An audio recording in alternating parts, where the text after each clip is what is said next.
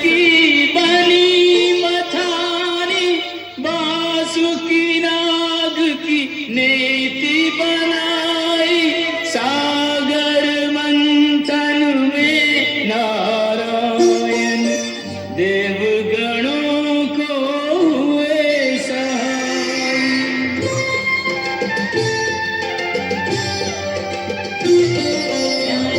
हुआ सागर मंथन, सागर मंथन, हुआ सागर मंथन, सागर मंथन। मंदराचल सा भारी पर्वत अपनी पीठ पे धारा, ले कच्छप अवतार प्रभु देवों का काज सवारा। हुआ सागर मंथन, सागर मंथन।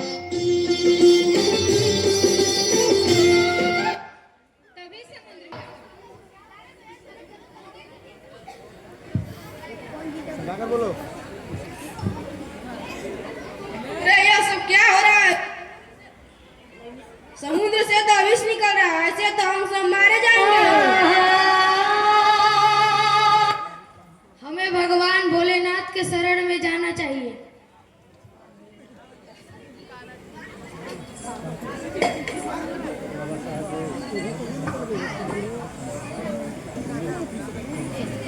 आप सबको परेशान होने की आवश्यकता नहीं है। मैं इस विष को पीऊंगा और अपने कंठ में रोक लूंगा। सभी देवताओं के प्रार्थना पर महादेव समुद्र मंथन से निकले विष को हथेली पर रखकर पी गए, किंतु उसे कंठ से नीचे नहीं उतरने दिया। उस कालकूट नामक विष के प्रभाव से शिव जी का कंठ नीला पड़ गया, इसलिए महादेव जी को नीलकंठ भी कहते हैं। फिर से समुद्र मंथन प्रारंभ हुआ।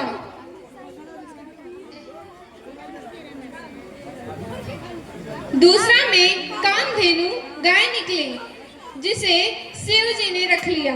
फिर उजस्व घोड़ा निकला, जिसे दैत्यराज बलि ने रख लिया।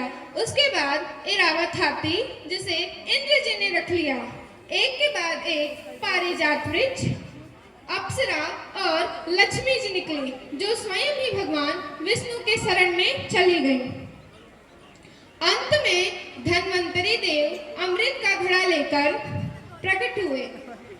धन्वंतरी के हाथ में अमृत को दैत्यों ने छीन लिया और उसके लिए आपस में ही लड़ने लगे।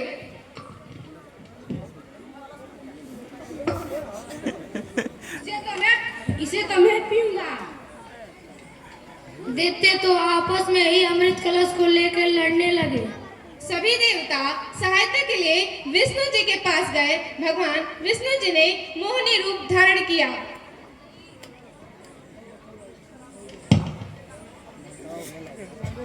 आओ सुंदरी, तुम्हारा स्वागत है। मैं अपने कर कोमलों से अमृत पान कर। हे देवताओं और दानवों, आप दोनों ही महर्षि कश्यप जी के पुत्र हैं, फिर भी परस्पर लड़ रहे। मैं तो स्वेच्छाचारी स्त्री हूँ। बुद्धिमान लोग ऐसी स्त्री पर कभी भरोसा नहीं करते, फिर आप लोग मुझ पर कैसे भरोसा कर रहे हैं? मैं तुम पर पूर्ण विश्वास है। जिस प्रकार तुम अमृत को बांटोगे, हम उसी प्रकार अमृत को पान कर लेंगे। यदि आप इतना आग्रह कर रहे हैं तो ठीक है, मैं तैयार हूँ। सब हटिए ना यहाँ से। क्या सब बैठ जाओ, बैठ जाओ, बैठ जाओ, बैठ जाओ, बैठ जाओ।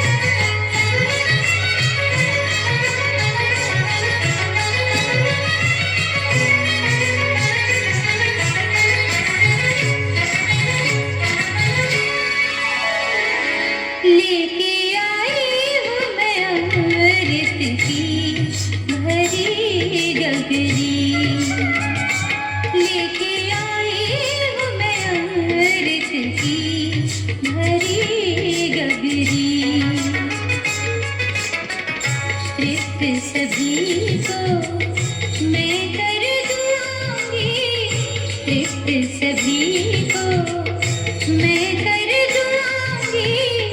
डगर लड़ों को मेरी छोड़ चुनरी लेके आई हूँ मैं अमृत की भरी डगरी लेके आई हूँ मैं अमृत की भरी डगरी।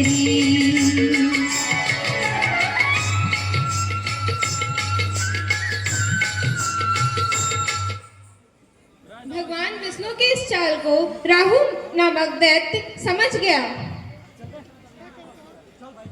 मुझे ऐसा क्यों लग रहा है कि देवताओं की कोई चाल है। मैं देवताओं की पंक्ति में जाकर बैठ जाता।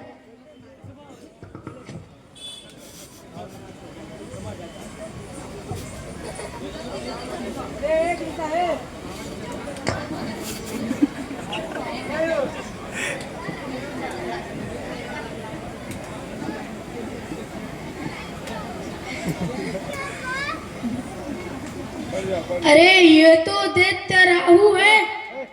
चंद्रमा और सूर्य की बातें सुनकर भगवान विष्णु क्रोधित हो गए। उन्होंने तत्काल अपने सुदर्शन चक्र से राहु के गर्दन काट डाले। अमृत के प्रभाव से उसके सर और धड़ राहु और केतु नामक दो ग्रह बनकर अंतरिक्ष में स्थापित हो गए। इस तरह देवताओं को अमृत पिलाकर भगवान विष्णु वहां से लोप हो गए। उसके लोप होते ही दैत्यों की मदहोशी समाप्त हो गई। वे अत्यंत क्रोधी हो देवताओं पर प्रहार करने लगे। इस बार देवताओं की शक्ति वापस आ गई थी। इस प्रकार समुद्र मंथन की कथा समाप्त हुई। धन्यवाद।